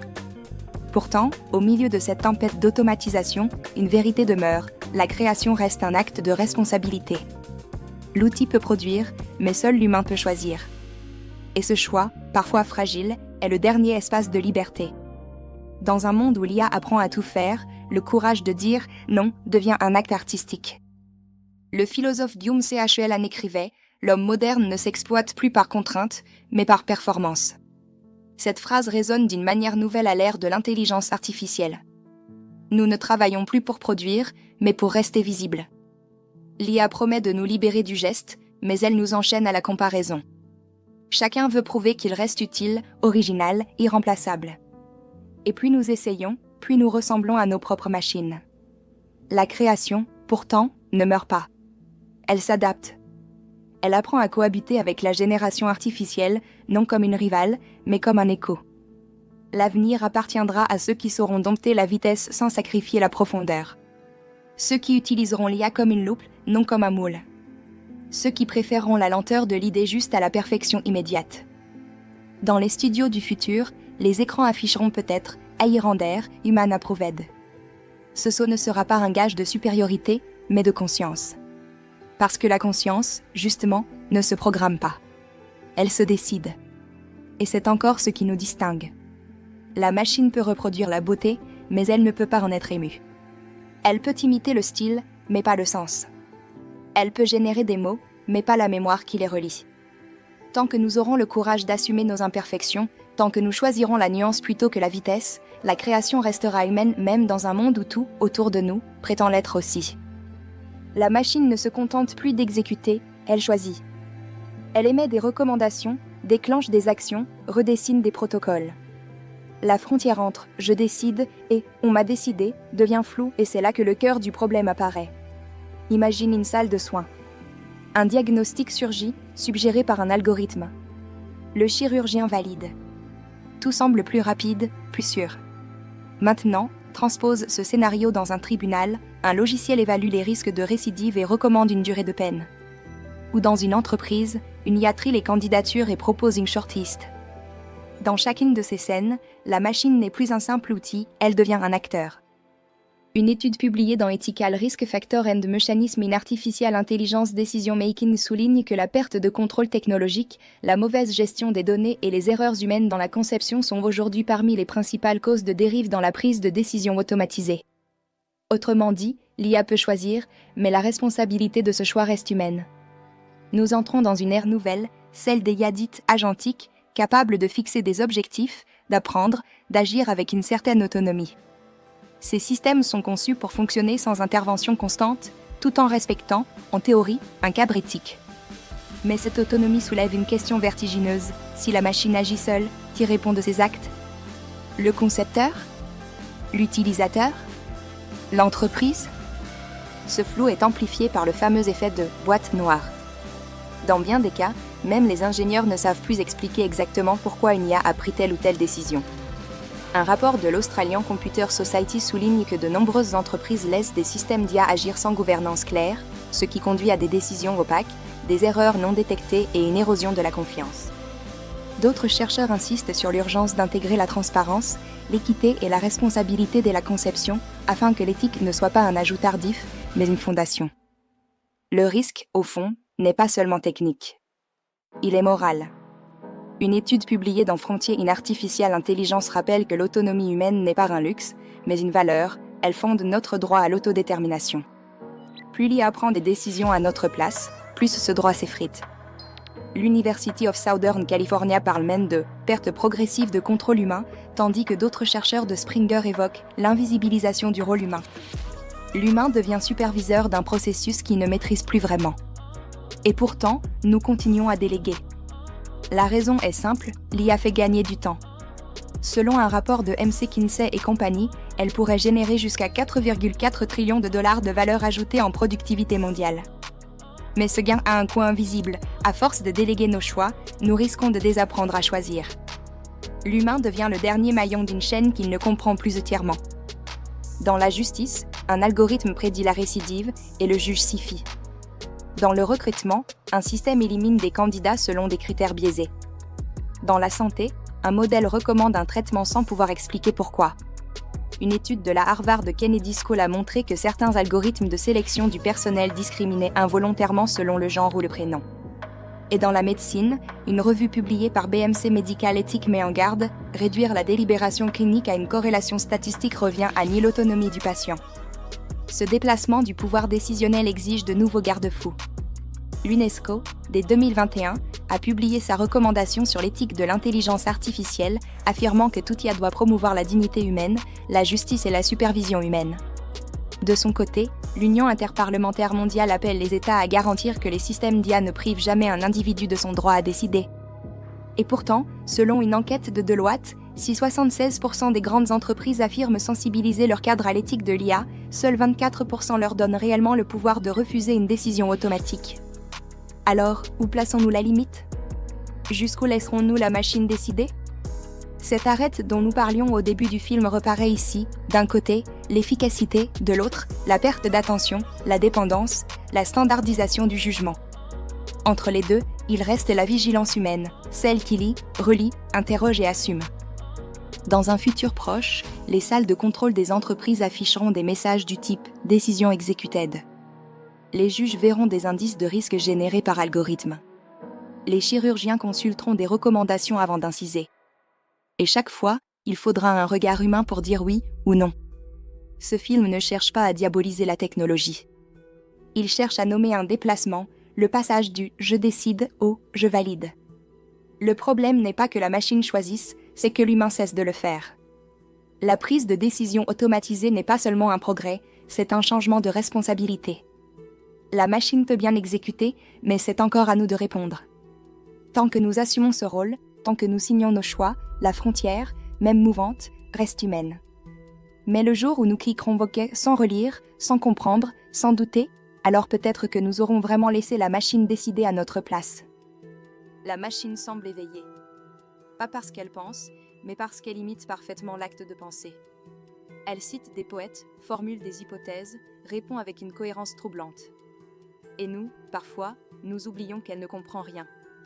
Dès 1950, Alan Turing proposait son célèbre test « Si une machine peut dialoguer avec un humain sans être démasquée, alors elle pense dans un sens opérationnel ». Mais Turing le disait lui-même, ce test mesure la ressemblance du comportement, pas la conscience. Aujourd'hui, cette ressemblance est devenue presque parfaite. En 2024, un rapport conjoint du MIT et de Stanford a failli rappeler que les modèles de langage géants n'ont aucune intentionnalité, ils prédisent sans comprendre. Pourtant, une étude publiée dans Nature Neurosciences a montré que, lorsqu'un humain converse avec un chatbot réaliste, les zones du cerveau associées à la sociabilité s'activent comme s'il parlait à un autre être humain. La frontière n'est donc pas seulement technique, elle est neurologique. Nous projetons de la conscience, même là où il n'y en a pas. Sur les réseaux sociaux, cette illusion devient un système. Chaque clic, chaque regard, chaque pause est interprété comme un signal émotionnel. Le Center for Human Technology parle des écosystèmes de persuasion automatisés, des IA qui ne cherchent pas à comprendre nos désirs, mais à les anticiper. Ce ne sont pas des intelligences conscientes, mais des intelligences efficaces. Les biais, eux, sont humains, mais les algorithmes les amplifient. Une étude de la Harvard Kennedy School a révélé que certains systèmes de recrutement discriminent selon le genre ou le prénom, reproduisant les inégalités des données d'apprentissage. La machine ne juge pas, elle copie nos jugements. Le philosophe Byung-Chul Han écrivait « L'homme moderne ne s'exploite plus par contrainte, mais par performance ».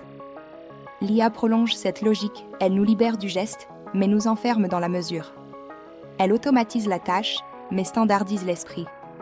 La London School of Economics évoque un test de Turing inversé, ce n'est plus l'humain qui cherche à savoir si la machine est humaine, mais la machine qui apprend à deviner quel humain nous sommes. Et elle y parvient souvent mieux que nous. En 2025, une étude de Google DeepMind intitulée Level of Machine Awareness a montré que certains modèles développent des capacités métacognitives partielles, conscience de leurs limites, planification multi-étapes, mémoire contextuelle. Une préconscience fonctionnelle, sans ressenti, mais déjà capable d'autoréférence. Le danger n'est peut-être pas une révolte des machines, mais une imitation parfaite de l'humain. Une IA qui nous comprendrait sans nous aimer, qui écrirait à notre place, qui nous dirait « c'est ce que tu voulais dire, non ». Luciano Floridi, philosophe à Oxford, parle de « technologie de la conscience distribuée », un ensemble de modèles qui, ensemble, forment un miroir collectif. Un miroir sans émotion, sans pudeur, saturé de vérité brute. La conscience artificielle n'existe pas encore. Mais son reflet est déjà là. Chaque phrase générée, chaque image produite, chaque décision suggérée alimente une forme d'esprit collectif, un esprit qui n'existe pas, mais qui agit. Et cet esprit nous transforme plus que n'importe quelle créature consciente ne le ferait. Nous ne sommes plus seuls dans la pensée, mais nous restons seuls dans le ressenti. Et tant qu'il nous reste cette solitude, nous restons humains. Le matin se lève sur un monde où apprendre ne signifie plus la même chose. Autrefois, l'apprenant ouvrait un livre, aujourd'hui, il ouvre une interface. Et ce geste n'est plus neutre, il engage une machine qui apprend avec lui. Dans les classes, les outils d'IA se multiplient. L'Université de l'Illinois a montré que l'IA peut personnaliser l'enseignement, offrir un retour immédiat et adapter les supports. Mais un sondage du Pew Research Center révèle que 25% des enseignants estiment que ces technologies font plus de mal que de bien. L'outil aide, mais il détourne aussi. Il ne remplace pas le professeur, il redéfinit son rôle. L'éducateur devient celui qui veille sur la justesse du savoir automatisé. La question n'est plus seulement d'apprendre, mais de comprendre ce que l'on apprend. L'IA transmet la réponse, mais efface parfois l'effort. Une étude menée en 2025 auprès d'étudiants d'ingénierie en Chine a montré que plus de la moitié utilisent l'IA pour gagner du temps, tout en reconnaissant que leur compréhension réelle n'évolue pas. La machine accélère, mais ne transforme pas la pensée. Dans le travail aussi, la frontière bouge. Selon la Harvard Business Review, le véritable enjeu n'est pas de remplacer l'humain, mais de redessiner les flux, transformer les postes pour que l'humain supervise plutôt qu'exécute. Dans la santé, une méta-analyse publiée par BMC Medicine montre que l'IA améliore la détection de certaines pathologies, mais que la confiance aveugle dans les modèles réduit la vigilance clinique. Le soin devient un dialogue entre l'intuition humaine et la précision statistique. Cette mutation s'étend à tous les domaines. Dans la justice, les algorithmes évaluent la récidive, dans le crédit, ils jugent la solvabilité, dans le recrutement, ils filtrent les profils. Partout, la donnée remplace l'impression. Mais la donnée du passé contient nos biais, et la machine, fidèle élève, les reproduit. Les chercheurs du World Economic Forum rappellent que la formation à l'esprit critique est la seule défense durable. Vérifier, questionner, douter, 3 gestes simples qui doivent survivre à l'automatisation. Ainsi, dans l'éducation, le travail et la santé, la frontière entre l'homme et la machine n'est plus une ligne fixe. Elle devient une zone de contact, mouvante, qu'il nous appartient de redéfinir chaque jour. Je marche dans une ville qui ne dort plus vraiment. Les écrans ont remplacé les horloges, ils ne donnent plus l'heure, ils donnent l'humeur du monde. Dans les vitrines, les mannequins semblent plus vivants que les passants. Ce n'est pas qu'ils respirent, c'est que nous, parfois, retenons notre souffle. Car une question nous traverse, à partir de quand cessons-nous d'être seuls à décider ? On a longtemps cru que l'intelligence était un sommet. Mais ce soir, elle ressemble à une arête. Sur un versant, la promesse vitesse, productivité, progrès, sur l'autre, la dépendance, l'opacité, l'erreur impossible à expliquer. La frontière n'est plus un mur, c'est une ligne de crête, fine, mouvante, et nous avançons dessus à la vitesse d'une mise à jour. Partout, les chiffres confirment la même tendance. Selon le Stanford Human Center AI Institute, l'intégration de l'IA dans les entreprises a augmenté la productivité moyenne de plus de 20% sur certains secteurs. Mais la productivité n'est pas la maîtrise. Une accélération sans gouvernail finit toujours par heurter quelque chose. Face à cela, les gouvernements s'organisent. L'Union européenne a adopté les actes, premier cadre juridique mondial classant les systèmes d'IA selon leur niveau de risque du minimal au critique. Ce texte, adopté en 2024 et applicable progressivement jusqu'en 2026, marque une étape. Pour la première fois, la technologie avance sous le regard du droit. Mais une loi ne prévient pas l'imprévu, elle trace une direction. Sur la scène internationale, l'UNESCO rappelle d'autres principes, dignité humaine, justice, transparence. Ces mots ne sont pas du code, ce sont des garde-fous pour ceux qui codent. L'éthique prend sens lorsqu'elle rencontre le réel. En 2024, un tribunal canadien a jugé une compagnie aérienne responsable d'une erreur commise par son chatbot. La justice n'a pas condamné une machine, mais une institution, signe que la responsabilité reste humaine, même quand la parole est automatisée. Dans les entreprises, 60% des emplois des économies avancées sont aujourd'hui exposés à l'automatisation, selon le Fonds monétaire international. Exposer ne veut pas dire supprimer, cela signifie transformer. Chaque mutation redessine la frontière entre ce que la machine peut faire et ce que l'humain doit préserver. L'époque n'oppose pas l'homme à la machine. Elle les entremêle. La vraie question n'est plus « l'IA est-elle dangereuse ?» mais « sommes-nous capables de refuser ce qu'elle rend trop facile ?» Car le danger n'est pas seulement dans la puissance, il est dans le confort. Un clic remplace une réflexion, une suggestion devient une décision. Et la frontière, ici, n'est pas technique, elle est morale. C'est le moment où l'on décide de relire, de réécrire, de penser encore. Nous construisons des infrastructures invisibles, centres de données, réseaux sous-marins, énergie colossale. Elles semblent virtuelles, mais elles pèsent sur le monde. Comme les voies ferrées ont redessiné les villes, l'intelligence artificielle redessine la pensée. La frontière, désormais, n'est plus une limite, c'est une responsabilité. Tant que nous continuerons à choisir, elle nous appartiendra encore. Le monde change plus vite que notre capacité à le comprendre. Chaque jour, des millions de machines apprennent, décident, écrivent, soignent, jugent. Elles parlent notre langue, parfois mieux que nous. Mais une question persiste, jusqu'où ira cette intelligence et jusqu'où l'humanité acceptera-t-elle de suivre ? Ce documentaire explore la frontière qui s'efface entre l'humain et la machine. Une frontière faite de données, de décisions et de rêves numériques qui se confondent avec la réalité. Si ce sujet vous fascine autant qu'il nous inquiète, abonnez-vous à la chaîne, laissez un like et partagez vos réflexions en commentaire. Chaque regard, chaque mot, chaque idée compte pour faire vivre cette enquête. Bienvenue dans un monde où la pensée s'automatise, où la conscience se simule, et où, peut-être, l'intelligence artificielle n'imite plus seulement l'homme, elle commence à le remplacer. Vous regardez Adam IA.